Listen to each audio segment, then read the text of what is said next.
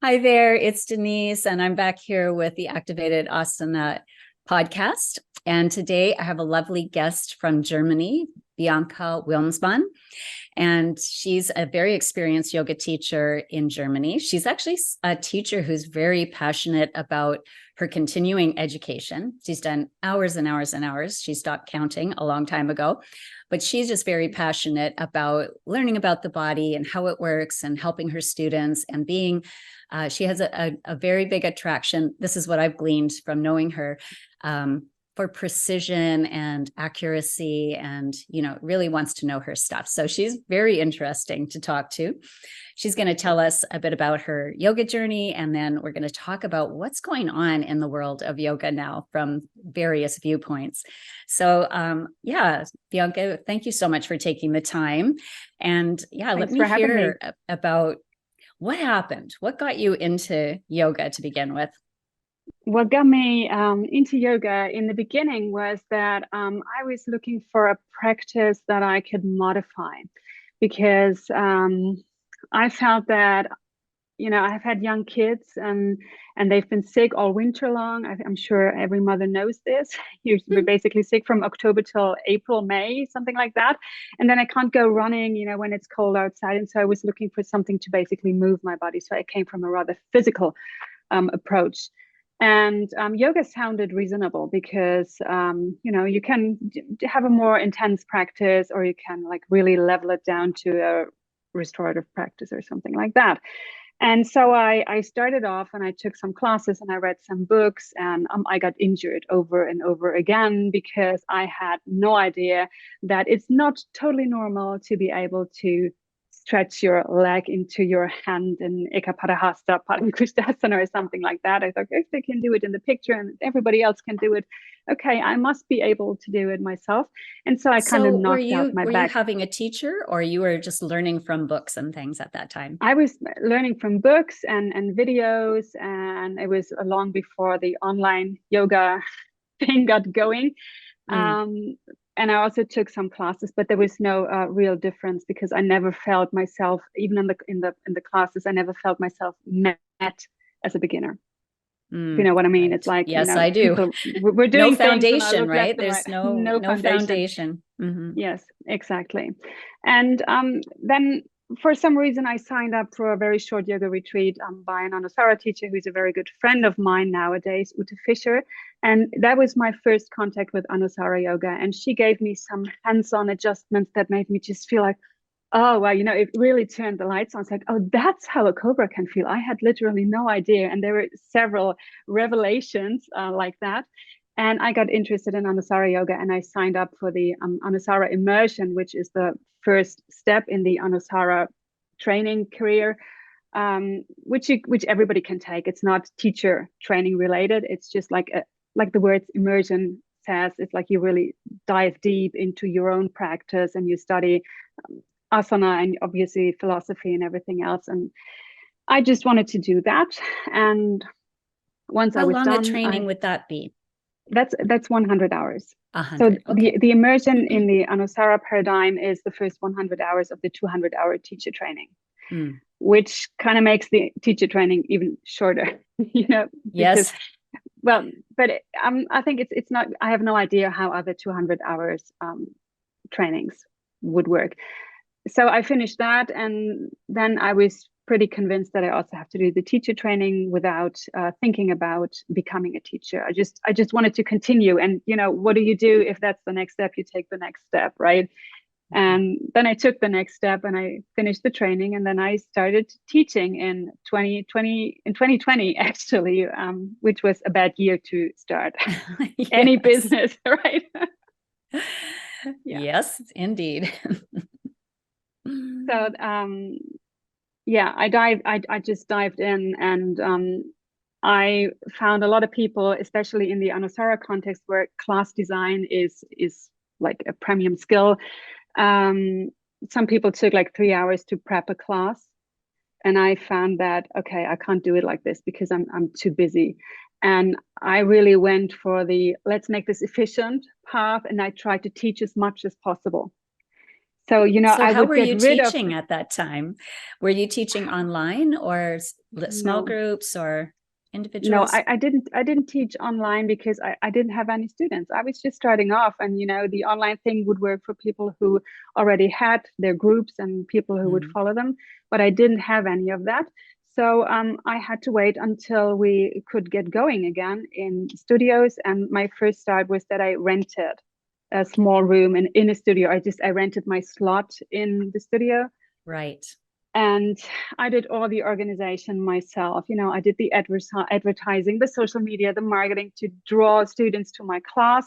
The room was tiny, and it was still COVID, where we had to leave these huge gaps between mats. And I did it for about a year, until I did my math, and I found out that, okay, this really doesn't make sense. Too few people, too much work, all this stuff. Oh, I'm sorry, I can't come to class today, and managing all these different kinds of information. So I came to the Yes. conclusion, what I want to do is I'm just going to teach in studios where I don't have to deal with all of that, and basically come out with the same kind of pay. Hmm. But that was quite a unique experience, though, because of Yeah. all the restrictions. Yeah. Yeah. For every one Yes. of us. Yeah. Yeah, for sure. Yeah, studio owners definitely included in that. Did you feel though that even though you weren't really making much money or anything, that at least you were getting your reps in? You Yeah. were getting some teaching Yeah. experience and Yeah. learning from your Yeah. students, as we all do. Yes, learning from the students, and also getting rid of that perfectionist, Hmm. idealistic idea of what it takes to prepare a good class, because you can actually prepare a class for 3 hours and it still comes out shitty. All this happens. And so yeah, that teaching a lot really helped me to just focus on being efficient, being an efficient teacher, and just find my way and my structure on how to prep a class, how to teach, and how to deliver. Very nice. Yeah, Because I that still sounds, know people who will take forever to yes. to prepare a single class, and Yeah. if that is your hobby, you can do that. But Yeah, I like that. It's you have to see it as a hobby, because it's definitely not an efficient way to do things. And there yes, is part of us, if you have that tendency toward being a perfectionist, to mm, you just won't let yourself take the step until you've prepared and mm, prepared. And in some ways, like I like to prepare too, but I know that nothing prepares you like just taking the step. yeah, You just got yeah, to go sometimes, right? And then just be present with whatever comes up. And yeah, having that experience over and over again, I think is yeah, so instructive, yes, in terms it is, of your development it as is, a teacher. Yeah, yeah, sometimes you just got to jump in the pool. exactly. So you did your full Anusara training, and I think you're involved with Anusara in terms of how that's kind of regulated now, right? Because Yes. you kind of lost your leader, I Yes, guess. yes, but that's some time ago already. That was long Yeah. before I So that I was even even before joined. you got Yeah, into it. yeah, Okay. Hmm. yeah. I I'm unscathed when Yeah. it comes to that story, and I found out about it pretty late. Hmm. So yeah, Yeah. Well, we won't go and into well, that right now. no, I mean, there's been not the with mighty have fallen in many of the systems, I have to say. So definitely. Definitely. But yeah, and after the 200-hour teacher training, I was and my first teaching experience, I knew that I know nothing. Right, hmm. I could teach, and people would survive it, and I would survive it, and it felt kind of good, but I knew that there is so much more to learn, and Hmm. that's a feeling that I still carry along, not as a means of feeling unprepared or something like that, but it's just, it goes on, and then you dive into something else, and dive deeper here, and study more there. So that's what keeps me going. And so I continued with the advanced teacher training, which I finished in last year, I think 2022 Mm. sometime. Yeah, so that was my 500-hour training. But while doing that, I was already taking some yin trainings here and there. I was doing some yoga for seniors, a lot of different things. I can't even I can't even remember. I Mm-hmm. can't even sum it up. Yeah. And I did the movement template, Denise. Yeah. Yeah. And now you're in the academy. So Yes. yeah. So, what, I mean, let's just talk about like, what are some of the big takeaways you got from some of the other trainings you did? And then we can talk about like, what's happening for you now. I I mean, they think, could be positive or negative. They'll probably be a little of both, maybe, but it's all learning, right? yeah, well, I have to say most of the online stuff that I did, it didn't leave much of an impression on me. It was nice to do it. And there's always some information that stays with you because it's relevant and it makes sense for you as a teacher or a practitioner. But of course, the things that really shaped my teaching and my understanding of the body was my Anusara training, and it was the movement template. And now it is continued in the Activated Asana Academy. These are the things that they made so much sense to me, so they stayed. And even long before I entered the academy, I was using the organization and activation cues in my classes because they make so much sense. And I told you this before in a different context, that we use key actions in Anusara. And one of my teachers once told me, you always have to make sure that people are really doing the actions. But I was standing there and I was cueing my key actions, and I did not see people doing the actions. And of course, I'm asking myself, why are they not doing the actions? Because they don't know how to. They don't understand what I mean. They don't know how to activate the muscles to actually do that. They don't know where the bones in question or whatever are. There's a million things that could come into play. And what I found is using organization and activation cues, it works. Like, it is so simple. Like, everybody can push down a foot into the floor, even though I have some people who have problems with it. I don't know if you experience the same, that people who really need some time and several tries to like find out in my body, what does it mean to push down my feet or to gently grab with the toes or something like that. But it's simple and it fixes a lot of problems. It's also like shortcutting Yes. a lot of things where I would have to use different cues, like draw the hip back. But if you just press down the foot and dial out, the whole chain reacts, and I don't have a problem up to the hip, and I can focus on what's going on in the upper body. So that definitely made a lot of sense to me, and has really changed and keeps changing the way I practice and the way I teach. And the great thing is, it's not contradictory to Anusara, because what it does is basically muscle energy. It's one of our universal principles of alignment. So I'm not being true to the religion. I use different cues, but I get the same results, and I get better results. Yes. Well, that's really the key, isn't it? Like, I obviously, communication is something that I work very hard on, because I'm trying to convey pretty complex concepts, but just trying to make it as simple as possible without losing accuracy, which is, that's the challenge, but, also as practical as possible, because what's the point of knowing complex concepts if you can't translate into the body? And the practical application is really where the rubber hits the road. And, I often say, like, these simple organization and activation cues, our basic 3 activations, those again, to be an effective methodology, you need to be able to scale that up or down, right? So use it with a senior, use it with a beginner, use it with a very advanced yoga practitioner. It has to be scalable like that. So it just makes sense. And, the whole thing is about how easy is that to communicate? How quickly can we communicate that? Yeah.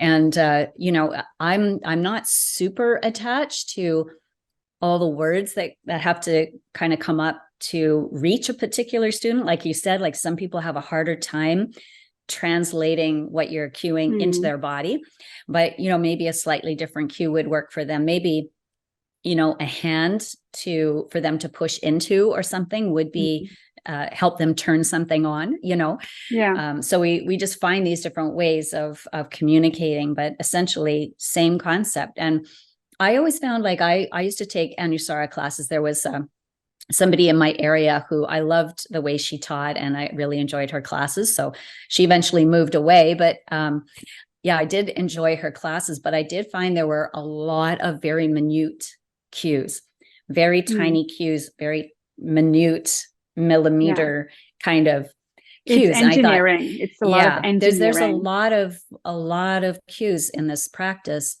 Mm. I thought it was kind of cool because at the time I was newer to yoga. I had a large movement background, but I was kind of appreciating what she was doing. But in terms of but I think, like, again, I was already an anatomy and physiology teacher at that time. So I knew every single muscle, origin, insertion, action, all the kinetic chains. Like, I knew it. So I was able to, like, appreciate what she was doing. And I feel like I could translate that into my body, but I felt like it was a little bit complicated in terms of the cueing. But anyways, I did enjoy that practice quite a lot.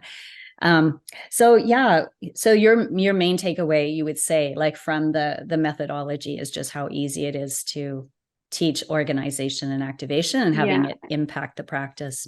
And it's a blueprint. It's a blueprint that always works. I'm sometimes joking, when I'm saying things and you have a hand on the floor and you know what's next.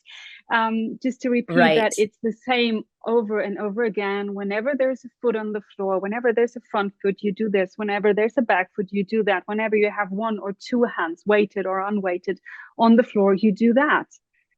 So just reminding, like in a lunge twist, to, okay, now you have a hand on the floor, and the people who have been working with me, they initially dial out, even if they're just on their fingertips, they apply some outer rotation, and it's really good to see because it's really universal. Yeah.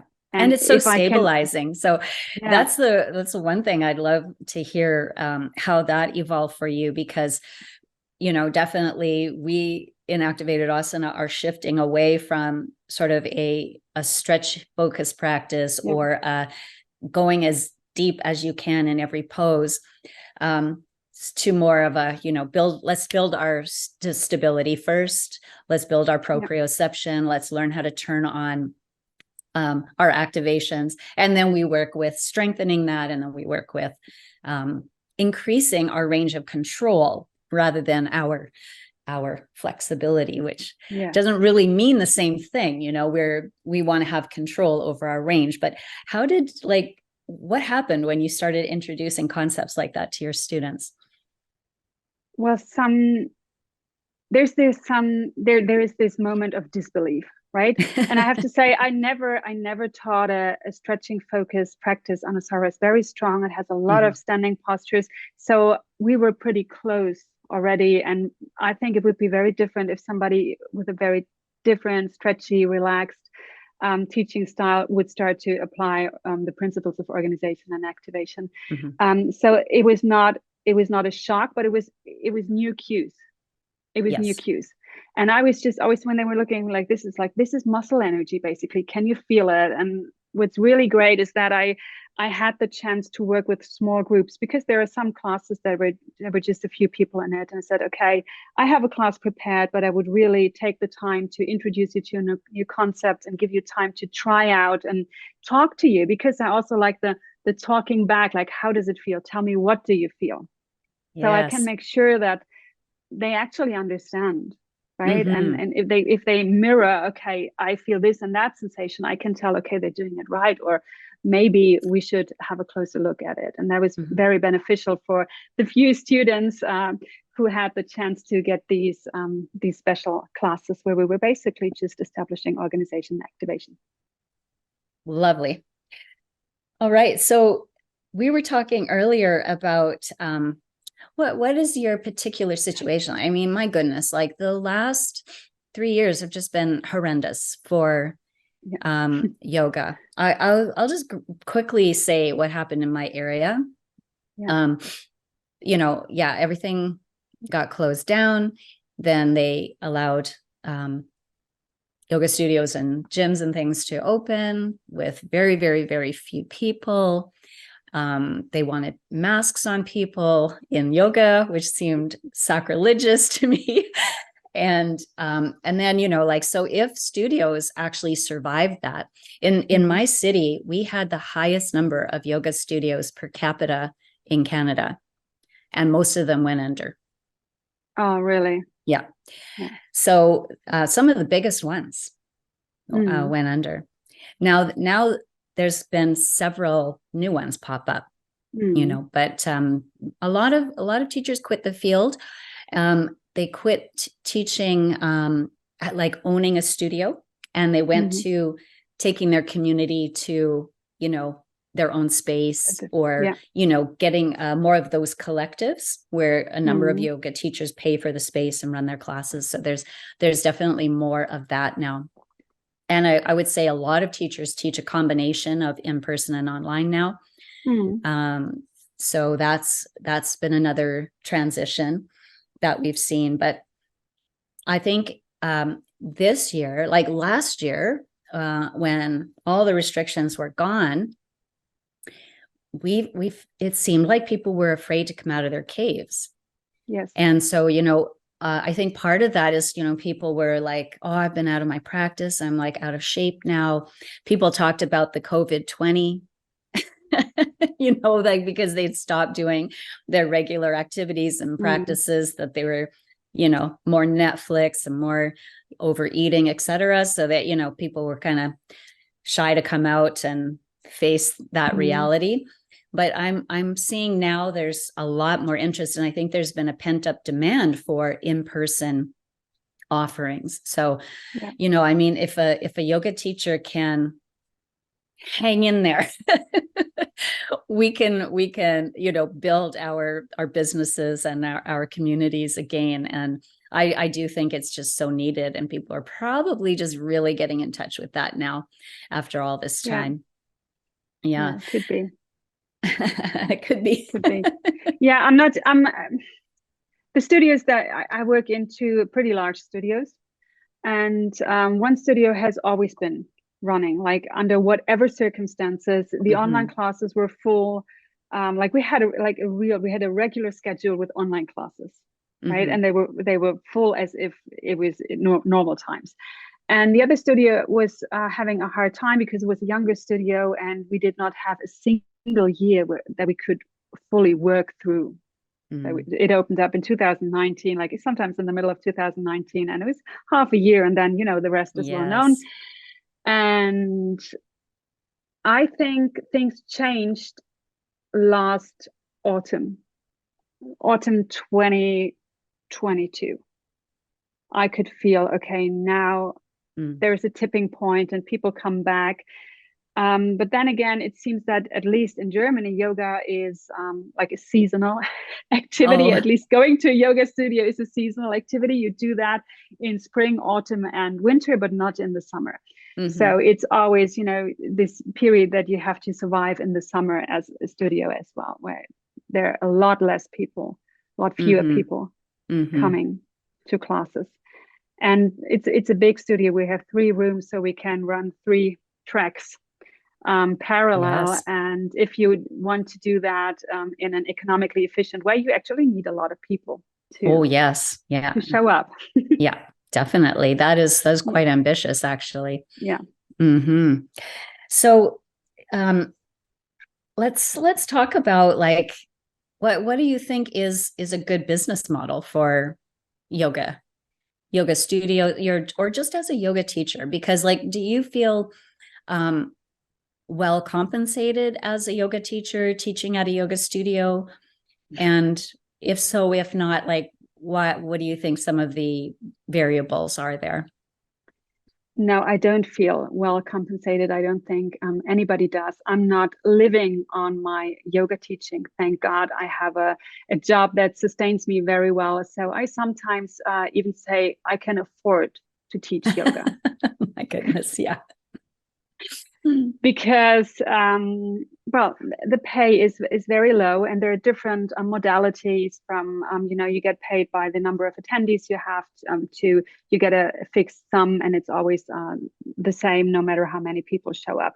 Both have their benefits and their they're not so good sides to it, but no, I think yoga, at least in Germany, being a yoga teacher, it's not a profession, right? There is no professional regulation to it.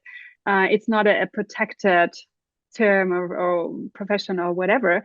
And since there is no regulation, basically anyone could call him or herself a yoga teacher, even without having any yoga teacher training. That's possible. And these people, they come onto the market, right? They're there, and it's really hard for students to distinguish how much training does my teacher have. And I would also say that some teachers have a lot of training and they still don't get it, right? It's not a guarantee for anything having 500 hours or 600 or 700 hours of training. That is so right, Bianca. Like there are many professions that have like an hour's value to them, like massage therapy in Canada is like that. 2,200 hours is it's sort of the national standard. But having been the director of a couple of colleges working toward national accreditation, those hours, yes, there's a criteria for those hours, same as Yoga Alliance has a criteria for those hours. But, a yoga school can check off those boxes with very, very little actual content, because oftentimes philosophy classes end up being sharing circles where people are having, emotional breakdowns. And I just been feel there, done that.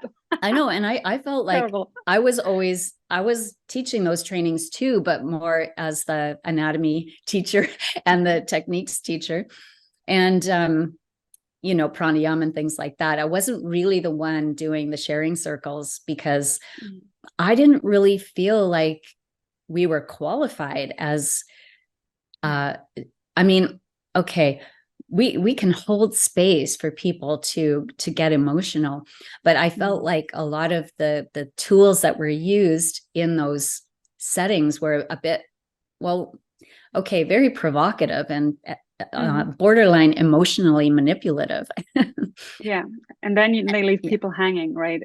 And like, some people move through that. Part of me, believes that the human spirit is much more resilient than we give it credit for. And I feel like we need some exposure, right, to difficulties and whatnot to build up that inner strength. But at the same time, if you get people in a situation, especially when they're in front of others and they're having an emotional breakdown, it can be super healing, but it also has the potential to really go sideways. So not something I was ever really comfortable with. But it's not giving any benefit for an aspiring yoga teacher, right? It's like, why do they do that? I actually left a training, a 300-hour, my first 300-hour training, because it was just like that. It was sharing circles. It was people crying. And there was just no content, right? And you're in for you have the table of contents, what is supposed to be taught, and we have a curriculum, and this is this module, and it should be taught this and that, and you're just not getting it. And so I left because I was frustrated. I was getting angry. I was wasting my time, spending time there. It costs money. The training itself costs money, and you don't make money because you can't work. I'm not with my family. There were so many minuses that I was just like, oh God, I got to get out of here and book another training. And I was really, when I made that decision, I was really chewing my nails because it was expensive in the first place. And then the other training was even more expensive. And I did it nonetheless. Breathe in, breathe out, book it. And I had my first module there. And I think the first sentence I actually voiced was, I am so grateful I did this. I'm so grateful to be here, because I knew this was my place. This was the right place for me. to be. There was no, it was very, there was not this personality thing. There was no guru cult going on. It was just, okay, we have 24 hours for this weekend and we have this, we were just pushing through, and it was very structured and very clear. And yes, I like that. Right up your alley, right? Yes. Yeah, that's awesome. Like I see to me too. I just respect so much when people take the time and dedicate, okay, I'm doing this, I'm investing in this, and this is what I want to do. And like, I don't want to waste a moment of their time. I want them to wring the juice from that experience. And, I mean, I know from years and years and years of experience that nobody can walk away with 100% of what they came to learn or what's even in the curriculum, but you want to get them as close to that as possible. So, just never wasting a moment, is just so essential. But let's get back to the actual question you asked. I'm like, I'm falling off track over and over again. All right. The business model thing. I think one of the problems could be this high level of interchangeability, because that's, people come to this style of yoga and to that yoga class, and they do some yin in between. And I work in a studio where this is part of the studio culture. This is the studio culture. You can, whatever you feel like, go here, go there. Oh, yeah. And this doesn't provide consistency. It's, I hate drop-in classes because they are really difficult to handle, and they make it almost impossible to craft classes that actually deliver results. And if there's something to change, maybe even more than the pay thing, the money aspect, it would be that, like, coming back to more commitment to a time, or even 2 or 3 times a week, to your teacher. I mean, I totally understand that there will be a time when you need a different teacher, right? When the teacher you've been working with for years doesn't have anything else to offer to you. And that's perfectly fine. I totally get this. But this changing around and jumping around and doing yin and ashtanga and anusara and vinyasa and pilates and whatever, it's nice. I favor if people do something. It's better than nothing. But they just don't understand that they're not going to see results, and they will always have trouble in classes like mine, where we build on something. And it's difficult for me as a teacher to be like, okay, you have no idea what I'm talking about, so let me address you in a different way, which kind of bugs the other people. And yes. And that's something that should be changed, right? That well, come back. Yeah, I 100% agree. So you're looking at more like a set of registered classes, or like a class series that people would sign up for, where they're actually learning something.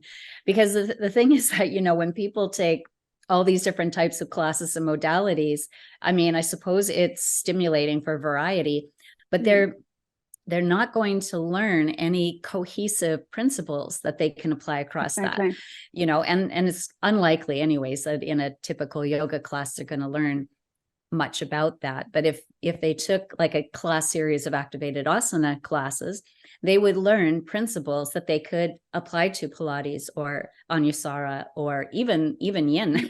They would, get a better result in a class like that. They could kind of craft it for themselves. But nobody's teaching those fundamental principles about how the body moves, how it responds to movement. And I just think that is one thing. Like if people are going about, even within the same studio, to all these different practices and nothing ever changes for them, or they end up getting injured or what have you, like, how long can that go on before people just get disenchanted with it? And I feel like there's so many barriers to people getting sufficient movement in their life right now, that if they, had something that was, created an outcome that they could really appreciate, then, they're more likely to stick with it, I believe, anyways. If they have this concept of, I want to achieve something. Because I think many students don't have it. They come to a yoga studio to wind down. just to relax and to calm the nervous system.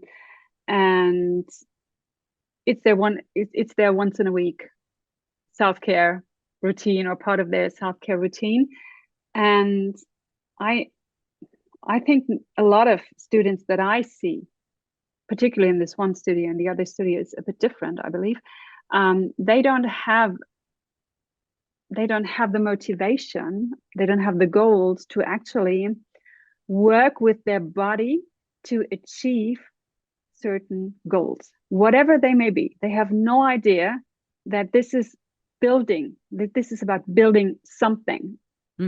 Yeah. Right. It's not present in many people's heads. And I think those are the people who are very, I think the yoga in the West has basically devolved into like a permission slip to chill out. Yeah.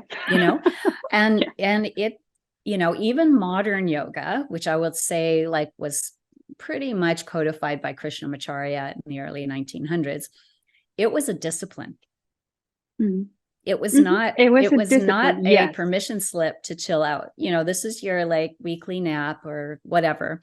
It was a discipline. It was a way to strengthen and discipline the body and the mind, right? And you doing that through postures, through asana, through breathing, through mental concentration. You're developing as a human being, and that requires discipline, because as we see, like if we just have no structure, we don't tend to develop a strong, resilient body mind. We actually do need to discipline that. But we see a lot of attraction in Western yoga for very I'll call them gentle, but they're in the end quite almost useless in a way, because they're not really teaching anybody much about their body. And they even though they're quite gentle, they can be harmful, because not only are you not developing things that would keep your body stronger and injury free, but you're making it weaker by doing some of the the long stretching holds and whatever that you're doing. So you're actually digging a hole for yourself when you think you're resting and chilling out, and maybe even restoring a parasympathetic state. But the problem with that is that, most people are in a stressed out state, but they're not moving. They need movement, but then they go and they kind of rest in their yoga practice. And that's not creating, a balanced nervous system either. So, I just feel like we got to pull back to what does the body need? How do we discipline body and mind? How do we actually help the body to thrive? And I think that's going to require a lot more education. Yes, it definitely. And it requires us as yoga teachers to educate the people, because they don't know about this. They honestly don't know. And you need to tell them that. But most yoga teachers don't know. Yes. That's the problem. Yeah. And, like somebody who's like, you were mentioning, like how many yoga teachers, yoga studios churn out. And, I'm not, gosh, like I love yoga teachers, but, the sad fact is, and again, I'm not speaking against yoga studio owners, because I know that's a tough row to hoe. Like I know that is not an easy business to be in, but I mean, the truth is they run yoga teacher trainings to keep the lights on, and I mean, in the end, does it actually serve them when you come full circle to have more and more and more yoga teachers who have this much training and are actually, not doing their students all that much good? Because, to be honest, a yoga teacher who's just been trained and is probably does not have like some kind of ongoing mentorship, which they would actually need, they're just trying things out on their students. They're just trying to get through a class without looking like an idiot, like that's all they're trying to do. Right. And I get it. I get it. Mm. I was there. I actually did pay for an extended mentorship after my first 200-hour. But, the fellow that was doing that with me, he just said, yeah, you're good. You don't need me. Like, you just keep teaching.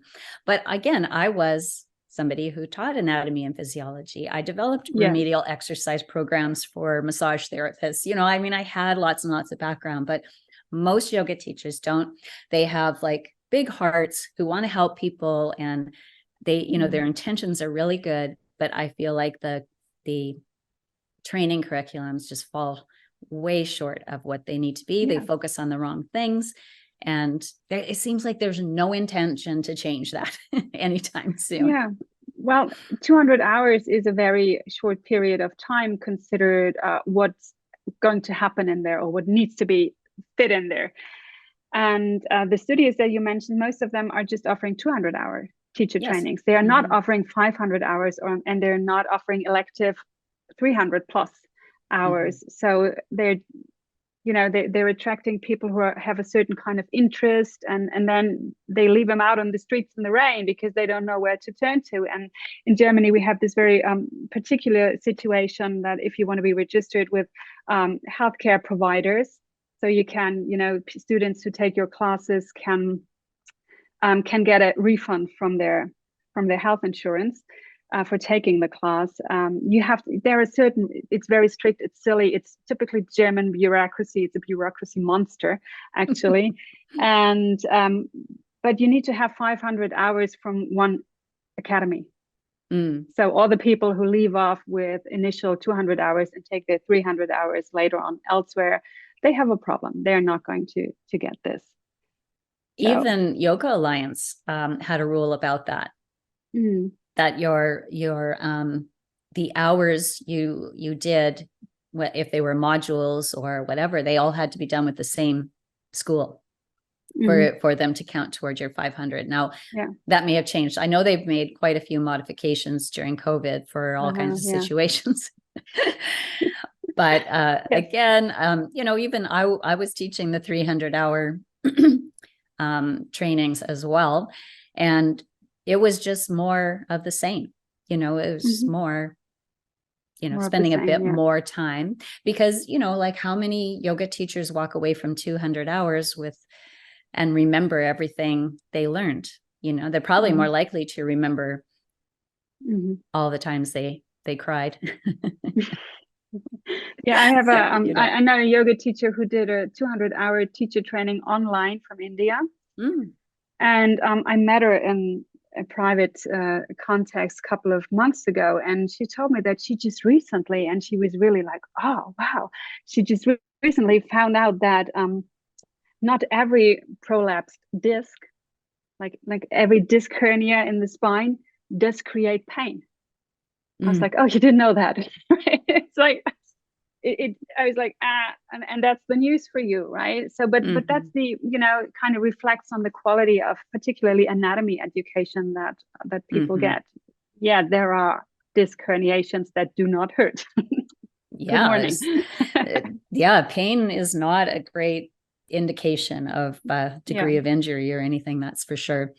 But, I have to say, like, I taught massage therapy students anatomy and physiology for many years, and that was a lot of fun.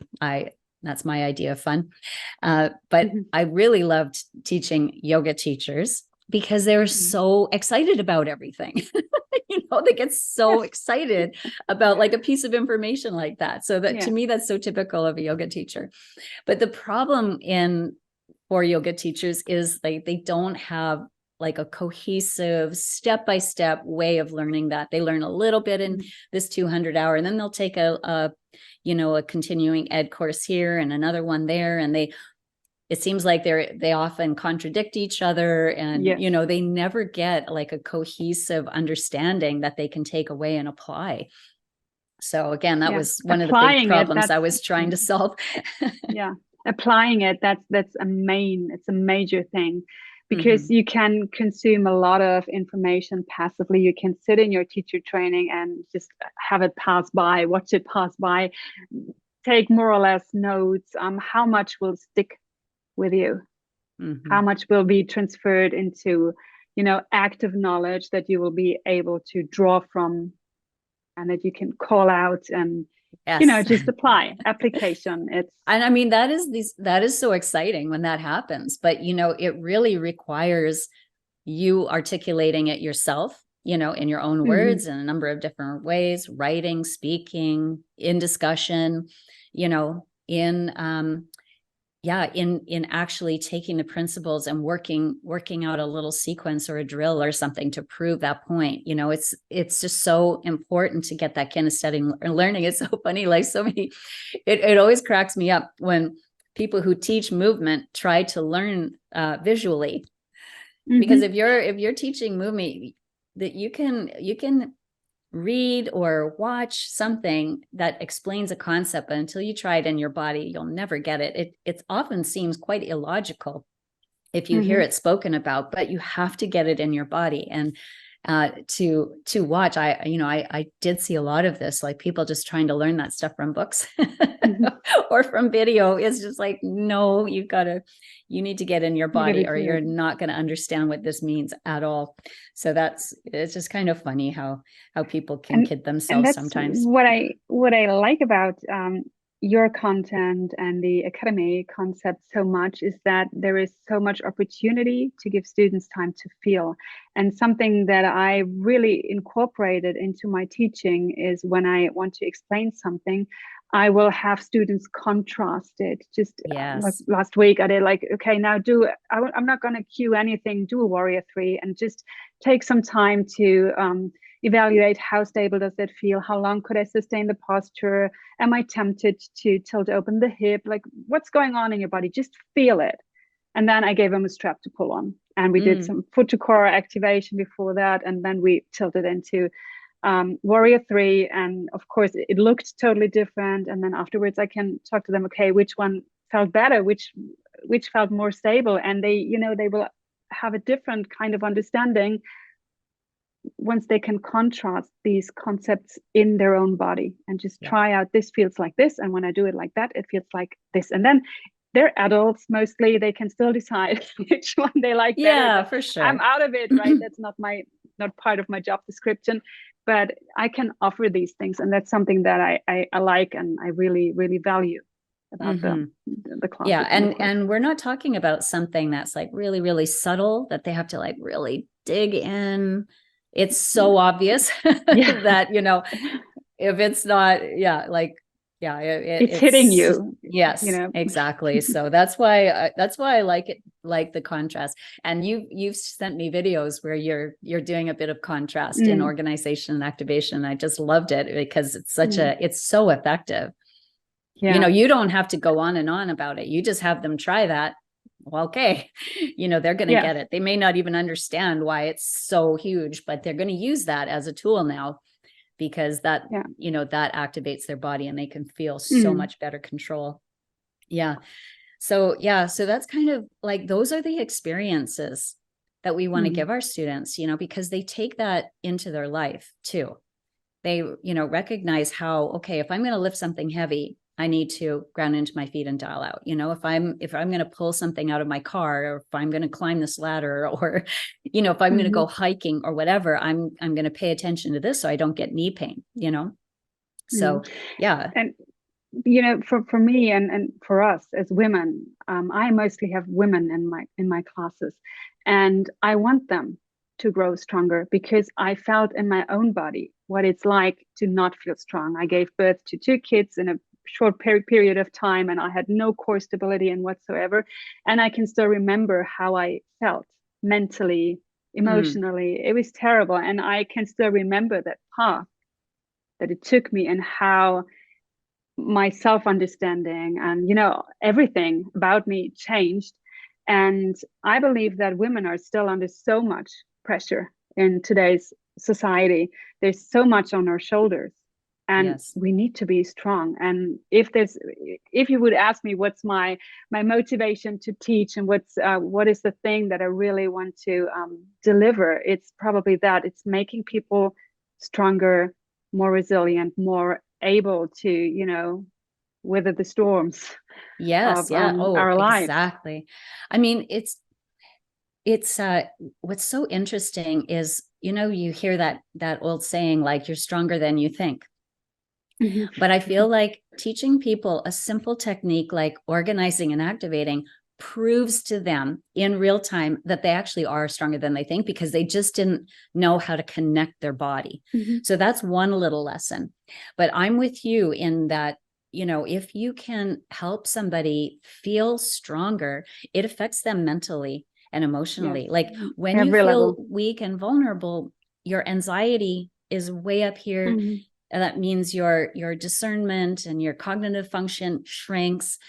So you're feeling strong within yourself has a huge ripple effect into all your Mhm. decision making and how you see yourself, and being able to stand your ground and having that steady ground within yourself with which Mhm. to weather the storms, and to like own what's yours and Mhm. disregard what's not yours, because you're Yes. always going to have those manipulative messages coming at you, and Mhm. like you're strong within yourself, and that is not for you. You have to Exactly. return Yeah. here. And it's again, this is not really a subtle thing. It's actually a Oh, very visceral, powerful, easy it to is. feel thing. It's Yeah. not it's not subtle where you have to be some kind of a master to feel it. You can Mhm. you Mhm. can feel it in a very Mhm. visceral way and immediately. So yeah, it's super powerful. Yeah. Yes. Well, what will we finish up with, Bianca? You're kind of getting set in the academy. Mhm. You're into phase 2, and soon you're going to be offering registered class series, workshops. Like, Mhm. how excited are you to really like step into an educator role? I'm very excited. I'm very excited to try out the registered class thing, because that's something that I gave up a long time before. But that, as I mentioned earlier, was during COVID. And yeah, I want to do the workshop thing. I'm looking forward to the workshops a lot. I'm actually teaching a workshop in November, which is called Yoga for Strength and Stability. So where Okay, and I'm, this is something you're crafting yourself. yeah, I'm crafting. I'm just going to teach organization and activation, Yes. basically. I have Yeah. 3 hours of time.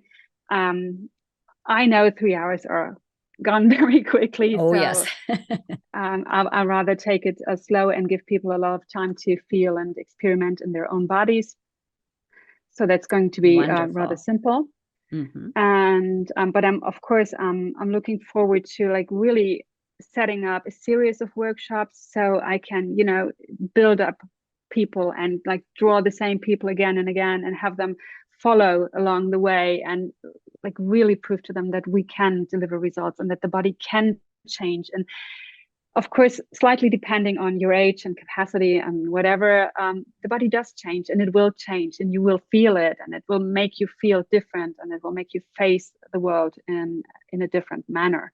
And I think Hmm. that's what matters. And if that's my tiny little contribution to changing also the business world of yoga, like proving Hmm. that it can be done. Like Yes. people don't need this maximum flexibility. Oh, I'm going to drop in. Oh, no, I'm going to drop out. Maybe Hmm. I'm coming next week. Maybe I'm going to drop out again. Um, I think this would solve a lot of the business model problems as well. I agree. I agree. And Shifting then it's a toward a win-win, more right? educational thing, Yeah.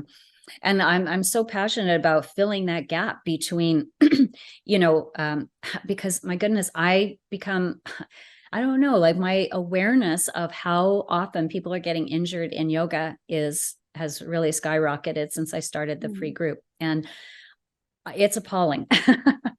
And so, it's not just yoga teachers that get injured, yoga students get injured, and we can solve that problem, and we can Yeah. get people to have an experience that where they are feeling stronger, they are feeling better, and they know that it's due to how they're practicing and the changes they've made. And I do think that is where yoga studios need to go. I've thought that for a long time. Mm-hmm. Studios need to be like leaders in educating their students. And when they talk about educating teachers, they need to really step up how they're educating teachers. and preparing them so that they can actually make a huge difference in the outcomes that their students have. And, like I began to say there, when people do get injured, I mean, you can get injured in all kinds of ways in your life. And especially if your tissues are not strong and you haven't been consistently training or doing something for them, practicing, a steady, consistent practice, then, when injuries happen and you get a little bit of physio here and a little bit of help there, sometimes you're getting like cortisone shots or anti-inflammatories or surgeries or whatever. Somebody needs to be able to help those people recover full function, because very few really do. They get a little physio. Definitely not physiotherapy, not in the amount that it is provided by health insurance, at least not in Germany. It may be different in other countries, but in Germany you get 15 minutes of manual therapy, and usually for 6 times. And you can get another prescription for 6 times of 15 minutes each. And I've just recently done that, and it didn't change anything about my condition. But what changed something about my condition was that I went to see a doctor of chiropractic, and he did an assessment of my body, and he understood my problem, and he showed me an exercise. And the exercise is a loaded lunge, like with weights, like heavily loaded, and an elevated foot. I have my front foot elevated, and then I lower down and like really sink into the hip, and then I press up with the weights again. And that's like, it's great. It's good. Yeah. It's good. And it's so easy to the first time you're doing it. So are you like telling me that he didn't tell you to stretch? He did not tell me to stretch. He did tell me to mobilize, though. He said I am able, because I was like, I learned that stability first. It's like, but you have the stability, and you what you need is strength and mobilization. I was like, right. And no, he did not tell me. Well, he did tell me to stretch my latissimus dorsi, which actually solved parts of my problems as well. But my hip issue or my SI joint issue is not going to be stretched out. I already guessed that. And that's what I keep telling my students, that there are very few things that you can actually, sometimes a good stretch is a good stretch, and it will really do you a favor. But there are very few things in the body that you can simply stretch out. Yeah. Yeah. Well, I'm glad you're getting success with what you're doing now, loading that knee. That's great. And your SI joint. And it's so much fun. It's like I have my Arnold Schwarzenegger moments every once in a while, and I can feel how great it is to lift heavy weights and to practice with weights and grow even stronger, because I am pretty stable and I am pretty strong. Yeah. So what's the next challenge? Something like that. And then you get an idea of how much there is still to come. Yeah, so true. All right. Well, thank you so much for spending the time. That was so interesting. We went all over the place. Yes. One thing I just, want to compliment you. You articulate yourself so well. Like, I'm very excited for you to step into the educator role, because I think your students, it's just going to be like bells ringing for them constantly. They're going to really grasp on to what you're saying, I think, so easily. I'm really excited for you. Thank you. And we need more like you, Bianca, out there sharing their stories and making this world a place that is, people are healing and growing and having a better life. So excited for that. So thank you, everybody, for joining us, and we'll see you guys on the next episode. Thank you so much, Bianca. I'm just going to end the recording now, and then we can stay on for one more minute. Okay. Hi there, Denise here. I hope you enjoyed that discussion, and if so, please like the video and subscribe to the channel so you can see the next one. And hey, if you're interested in learning more about what I do, I invite you to my free community called the Yoga Teachers Lounge. You can join that in the link below. And hey, if you want to work more closely with me and become an Activated Asana teacher, then head over to my website and fill out an application. Hope you enjoyed, and I hope to see you on the next video. Bye for now, everyone.